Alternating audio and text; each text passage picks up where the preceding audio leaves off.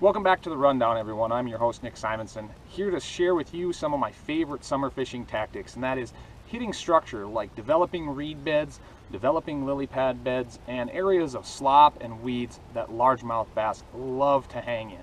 We're coming out of the 4th of July holiday. There was a little disruption in the weather, so we're watching these fish come up towards the back half of summer, and they're going to be up in those reeds, up in those lily pads, particularly earlier and later in the day in those low light periods. But when the waters warm up, there's going to be bluegills for them to eat. You throw some rock and sand underneath those reeds, and you're going to have crayfish. You'll have young of the year minnows, and these fish are going to be on a feeding frenzy over the next few weeks. And all of the baits you need are at your local runnings. Stop into the sporting goods store section of the store and pick up tubes, creature baits, and soft plastic sticks like the Senko or the Yum Dinger, and you will definitely be on fish. Now the key to getting those lures up into the slop, up into those reeds, and being able to get them back is by using the Texas rig. Now we in the past on the Rundown have tutorials for you there. We'll walk you through it. It's a very simple process. Simply insert the hook into the nose of that bait, that soft plastic bait, and then turn it down. Get in about a 1/4 inch and turn it down. At that point you're going to flip that bait over, you're going to run that hook back in so it's laying parallel, and then you're going to reinsert that hook back through the plastic. Now you have two options, especially in some of the heavier cover.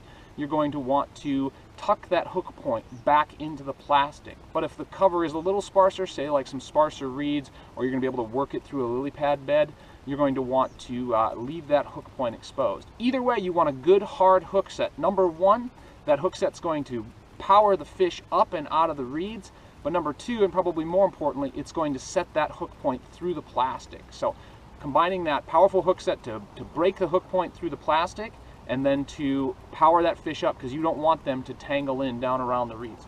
So like I said, you've got a lot of options. A great option this time of year is to go with a stick bait like a Senko or a Yum Dinger. That's going to give that slow, fluttery fall that drives bass wild. Rig these weightless. I mean, unless you're fishing 20 feet, which you shouldn't be this time of year, those fish are coming back up shallow here as things warm up. You're going to want to have that weightless and let it do its thing. You got to be patient, let it fall, but again, rig these weightless. Another great option too is when you're fishing that deep slop, you're going to want to go with an awesome creature bait, something 4 or 5 inches that's really going to trigger a bite from the largemouth. So take a look. I got a big bait on here, Texas rigged on a 4/0 hook. So you're going to use a 4/0 hook for those bigger Senkos like the one I just showed you, or these bigger creature baits here at Berkeley Havoc. You want to take your time, make sure they're rigged perfectly. You can use a pinch on weight as I've done here, and Bullshot makes a great 1/16 ounce, or in this case an 1/8 ounce, to get it in, penetrate some of that slop to get deeper into the cover, and you're going to be able to get on fish really, really quick. Finally, probably the most ubiquitous and the one that I employ the most, particularly when I'm searching or going fast, here I have a 4-inch tube rigged on a 2/0 hook. So when we're dropping down in size, you're going to want a hook that's going to match that as well. On this one right here, I have a sliding weight. You can peg it right there using a bobber stop or a broken piece of toothpick. But either way, you're going to have a great bait that you can pitch up in the slop. Set the hook hard, like I said, because you're going to have that hook just like it's sitting here.